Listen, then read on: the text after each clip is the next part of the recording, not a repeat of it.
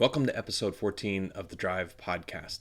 This episode is on the Challenger tragedy. The 30th year anniversary just passed recently, and then related to that, the dreams that those people were leaving and how those dreams can impact us and what we choose to do as teachers. To find today's podcast and the associated links to go with this, please go to teachingfromhere.com/podcast and find episode 14. I would love it if you would take a minute to leave a rating for this podcast as well. This gives me very helpful feedback. So whether it's on iTunes or Stitcher or wherever you get your podcasts, I'd appreciate that. And thanks for listening. Enjoy the drive. On the road again, going places that I've never been, seeing things that I may never see again. I can't wait to get on the road again. Hello and welcome back to The Drive. I am doing this episode on the way home from Ed Camp 918 in Tulsa, Oklahoma. It was a great experience. If you have not been to an Ed Camp, then you should strongly consider participating in one somewhere close to you, wherever you live. Or find every now and then you'll find an Ed Camp that is virtual, that is also fun to participate in, and it just is a way to broaden your horizons as a teacher, to meet new people, to get some thoughts that may be a little different than yours, but also feed into your, kind of natural needs as a teacher to learn, to want to understand better, to reach your students in ways that you hadn't thought of. So very, very, very excellent. And I got to meet some people today that I'd only known through Twitter for quite some time, and that is the other fun thing with an Ed Camp, is putting faces with names. But today I wanted to talk about the Challenger disaster and kind of what it means to us. And for people, it'll mean different things, of course. But for me, I remember when I was in 7th grade, it would be Mrs. Haas who came in at the end of my 3rd period class. It was Mrs. Fleck's class. She came in and she shared that the space shuttle had just exploded. It had just exploded, she said. And I didn't know what that meant at the time. I mean, I knew what that meant. It was a horrible disaster. It was a terrible tragedy. It was just as bad as could be, for all involved. But sometimes as a youth, you have a completely different view of a disaster like that than an adult would. And so looking at that, I mean, it hadn't made a big enough impact on me that I recognized that this was a significant event. I remember exactly what happened when all of this was going on. I remember, Mrs. Haas coming in. I remember I was in Mrs. Fleck's science class. I remember his 3rd hour. It was before lunch, blah, blah, blah. Like, I remember all of that. It obviously left its mark on me. But I didn't understand the nature, I don't think, of this disaster for quite some time until I was, older and able to grasp kind of everything that happened there. And the reason I talk about this is we just recently, it was just recently the 30th anniversary of the tragedy. And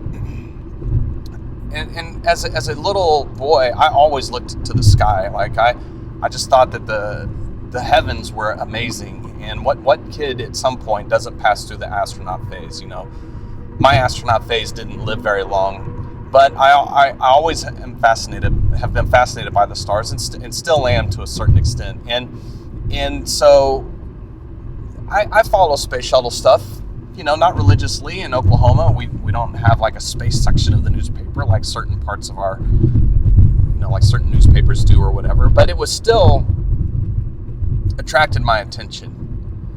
And when for this particular shuttle mission, they're flying a private citizen, basically, somebody that wasn't astronaut trained, or they just didn't go through all the different steps, first. And it was a teacher, and it was a history teacher, and she was from New Hampshire, and this is like a real person now. This isn't an astronaut person. There's just a different vibe about all of that. And she was going to teach some lessons from space, and it was going to be amazing. And yeah, the opportunities there were so incredible. And for the accident to happen was a tragedy that is indescribable. I was watching an episode on about the shuttle on Nat Geo, National Geographic Channel, a couple of nights ago, and I had knots in my stomach, and I got teary-eyed a couple times. It was just really difficult, and it got me thinking though. The people on that space shuttle were explorers, and they were going into space to explore and to look at things and to do things and to try things, and we were going to have a lesson from space, and it was going to be amazing, and they didn't know what was going to happen that day, and they knew that space travel was risky, and that, you know, there could be a disaster, even though to that point in time the space program had a very clean history for the most part, outside of one accident that happened still on the launch pad. And so I'm sure in the back of their minds they were, you know, thinking about the fact that here's 7 individuals sitting on all this tons of rocket fuel going into space. But they wanted to do that, and they were willing to take a risk to explore, to do great things, to do amazing things, to share what they learned with others. Like, they were living their dream, or they wouldn't have been there. You don't accidentally become an astronaut. It's such a select group of people that become astronauts. It's such a select group. And it's very difficult to do. It's very challenging. And even for Krista McAuliffe, I think there were like 10 or 11,000 people that applied for this spot that she received.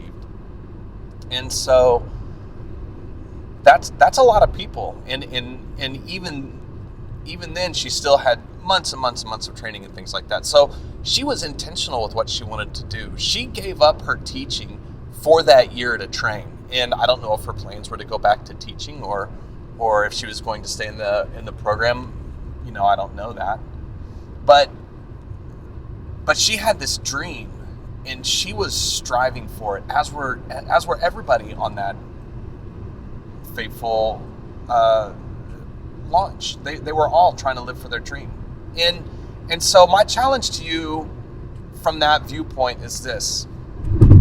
What dream are you being intentional about? Are you striving for? Are you working for? What dream can you reach for that is totally scary and terrifying? And in no way, shape, or form should be a dream that you're going for because of its enormity. But at the same time, that same dream would do things and have a positive impact and be so amazing that you wouldn't know what to do. Like if you were to, you know, you dream to win 500 million mega dollars, you know, in the lotto. That's a big dream. You can't really be too intentional with that. You know, you can buy a lotto ticket or whatever. And if you win, wow, the financial reward, crazy, life-changing, okay? But think about a dream that's really important and personal to you, that matters to you, that's so big that you don't know that you can do it. A dream so big it scares you. A dream so big and amazing it frightens the heck out of you to even attempt to move towards it.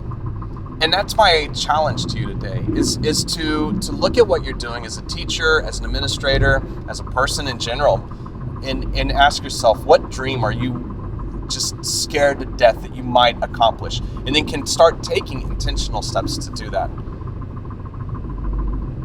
What if every teacher taught their class with that sort of passion of a dream that is so huge, it's scary, yet so worth it to achieve and accomplish?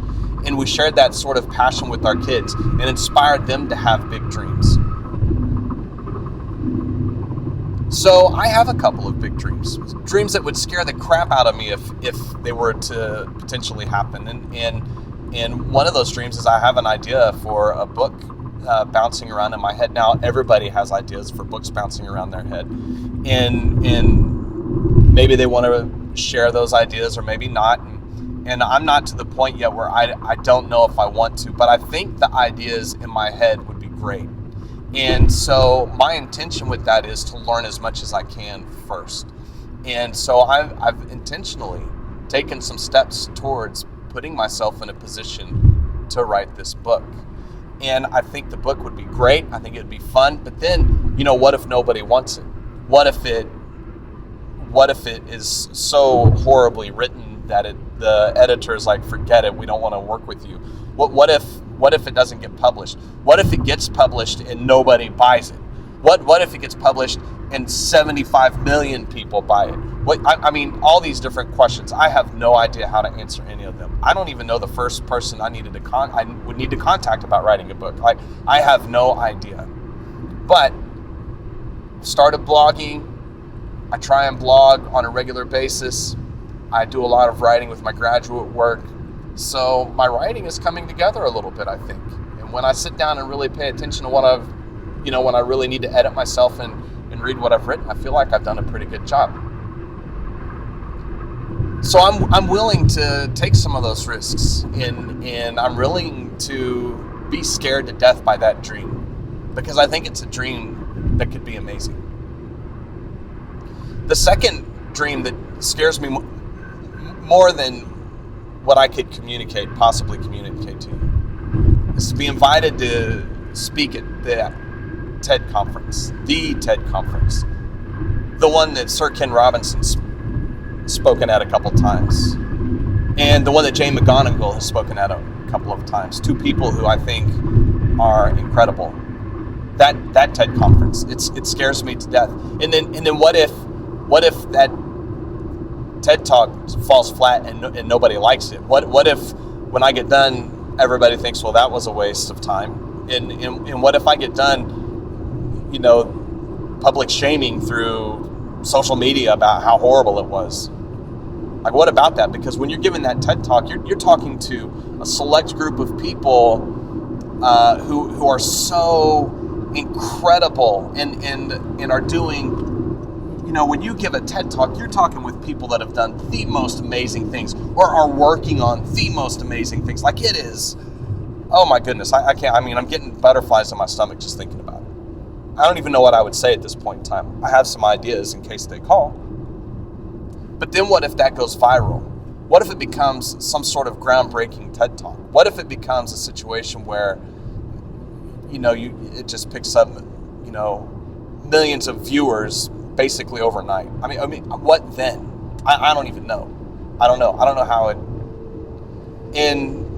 And so those are my two dreams, and they're big dreams, and they're sort of selfish dreams. I mean, world peace, who doesn't want that? Or I want my family to grow up and love each other, and yes, those are dreams, but those are practicalities too. I consider those such practical things that they aren't dreams necessarily for me. They're my real life. But what if I published a book? What if there was a TED Talk? What if? And those dreams, they do scare me. Those dreams are big enough that they do scare me. And so what I want to, what I hope you get from today is live your dream. Find that dream and live towards it, and be intentional about it, and strive towards it, and take steps towards it. And how are you going to reach that impossible dream? And what is that impossible dream? Maybe if you share that impossible dream with others, people will help you, and they'll work with you on getting to that impossible dream, and they'll give you some next steps to take, and they'll share with you how that journey can be accomplished, and then you can have a new impossible dream to reach for. What if that happened? I thank you so much for listening to The Drive. I appreciate it when you do that.